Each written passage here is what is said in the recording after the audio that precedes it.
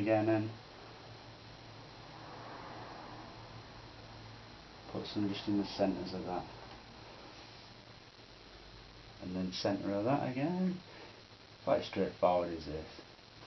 It's just time consuming, that's the only thing with this, doing these little things. It does take a bit of time, but like you say, it's very much worth doing, taking the time. It pays off to be patient. There we go.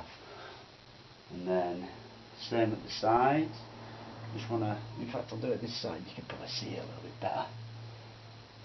Let's do one there in the centre.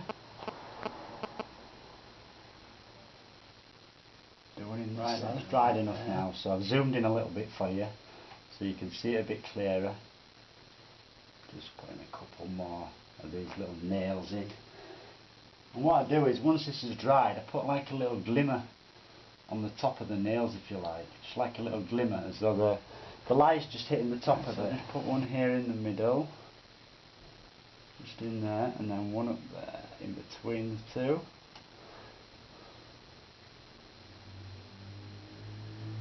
Like I say, I'll put a few little glimmers of light that stand out on these. Just a few little glimmers of light to make it look like there's a bit of light shining off the head of the nails. Just got to let it dry first. We'll do it wet like this. Let it dry completely, and I can just go back over then and put some of them little highlights on.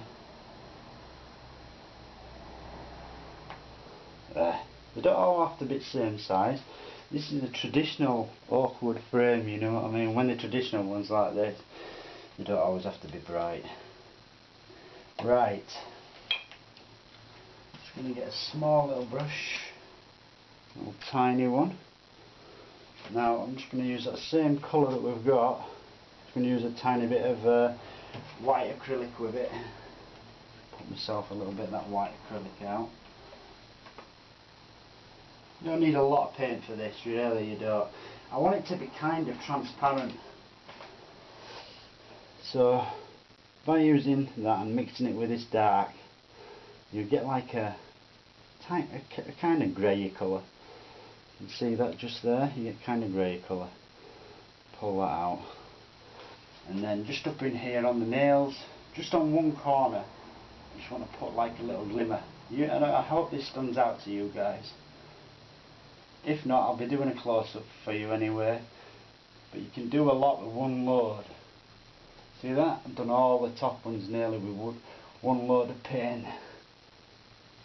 Just putting a little glimmer on the right hand side of them, so it looks like the light's coming down from right to left. Same in here. One there.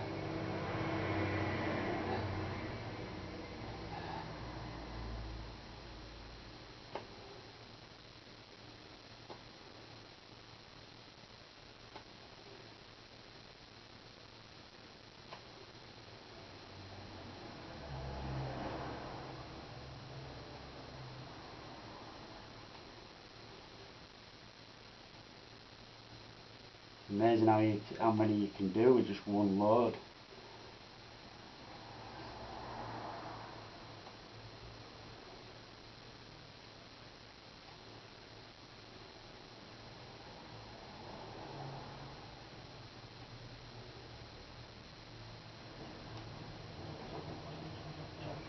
There we go. Maybe just one in there. Side.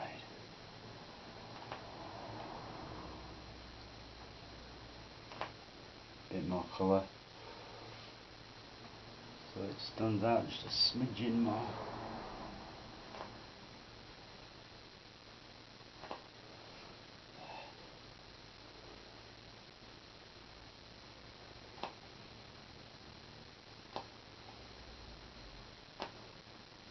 Now just for the sides, I'm just using the wood stain on its own, just on its own, so it's neat pretty much, just a wood stain. Put a tiny bit of white in with it now and again, but leave some of the lighter areas and then put some dark areas behind that. See that, so that you've got some contrast, and then I want to wind these through and make a couple of knots. Just let that go through, leave some of the light showing underneath, don't kill it all. That's what gives you them streaks. There. That's it. And you can put some dark just in there. Again, leave some of the light showing, just enough of it. There. Now I like to do this. You see where that knot comes round, and I've got it coming round to there. That's the darkest area in the knot. And then just behind it, you can keep coming back. As long as you blend behind it afterwards, that'll work. And then same again. Same again, same again, and it's trying to get it to look like that wood grain effect that you get. If you check out some pieces of wood, you will see stuff like this, you see. I've already done it myself to give myself some good indications and some ideas for what I want to do. Now I know I want it to be quite a bit darker, so while it's wet, you can pull some of that darker colour just into there. Just bring a few bits of that in. It. You don't want it to all be light, you just want to leave a few of the light areas in. There, that's it. That's it. Just so it stands out enough. That's it, I'm happy with that. Maybe just a tiny bit more dark just in there. See that, just on that corner. You've got the colour from the other sides as well, you see. Put a bit of something in there.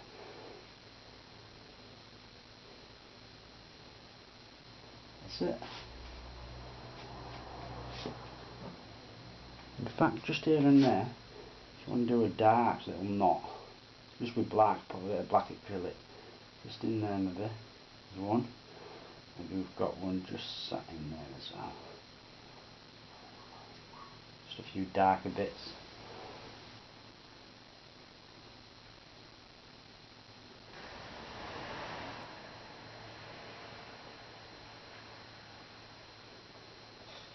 What I'm using now, I'm just going to have it's a rich gold. It is a rich gold, and it's a heavy bodied acrylic. That's the stuff that I use for this in the border and the inside of the actual canvas. So I'm just going to use this colour in there. Double layered brush. I'm just using a little filbert, and then just in there you put some of that colour in. Same as we did before though, I want to actually apply some of this colour first. I'll go up to the top, and while I'm doing that, that'll be drying, and then I can come back onto this part and put some more on, because you don't want to see the white of the canvas. You know, when you're applying this colour, you don't want to see the white of the canvas at all. So you just put it on as thin as you can first of all. That'll allow it to dry, and then once that's dried slightly, it'll be more opaque then when you go over it again. Ideal. Perfect. Just like that. Same at the top. Sounding like Tommy Cooper then. Just like that. Yeah, get some colour in there and really go for it. You could get the tapes even there. You do use quite a bit of this, and it's expensive. Per tube it costs about £10. But I find you get a load of canvases out of one tube. It goes a long, long way, does this stuff. It's really good value for money. It's expensive, but like I say, because you get so much out of it and it goes such a long way, very much worthwhile doing. Just going to come back in the bottom part now and make it a bit more opaque by applying more colour and going over the top of what I did before. There. All the way along, don't miss any areas. Don't be too stingy with this as well, you want to put plenty on there. It goes a long way, like I say. Yeah, that's it. Nice and opaque now, considering this is opaque and this up here is still a bit transparent. So I can go back into this area, some more paint, make it more opaque. And then once we've done this, we'll basically do the same on the sides. A lot of fun though. They really are a lot of fun to do with these. If you're getting the little bits in, take it out though. Don't leave them in there because it'll dry and you won't be able to get them out, and then it'll be a nightmare to get them out. Any hairs, any little bits of dust or all that goes in there, make sure that you get that removed. That's perfect. There we go. So all I'm going to do, I'm just going to take the bottom bit of tape off. There we go. Same up there, that bit of top.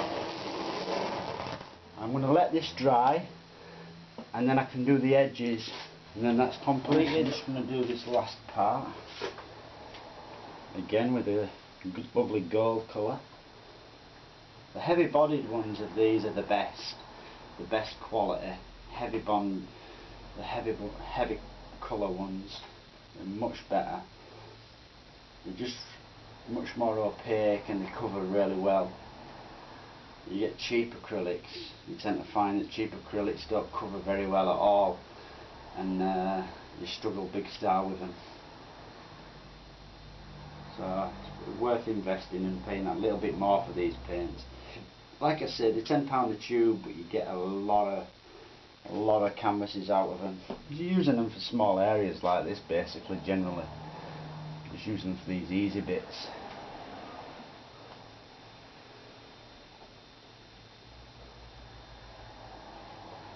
Some colour in there.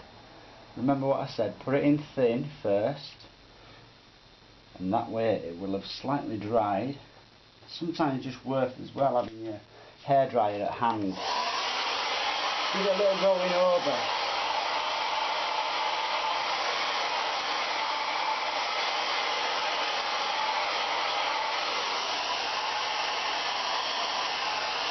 And that'll dry it just enough so that when you go back over it, it will go in really solid, a solid colour, not a transparent colour. There we go.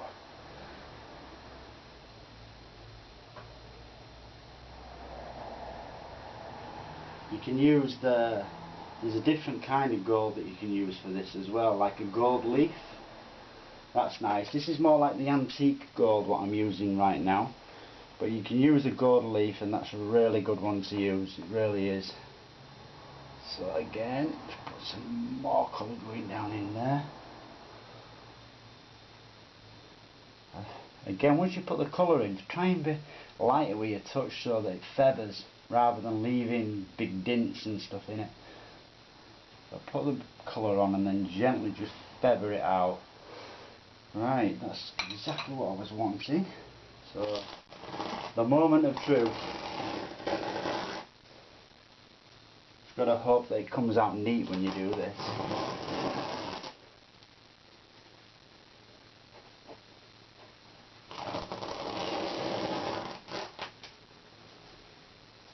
Do the other side. It's been a lot of fun doing this for you all. I really hope you've enjoyed it. Oh, that's perfectly neat. Look at that. Someone's staring down at me with good faith today by the look of things. So there you go, the finished frame.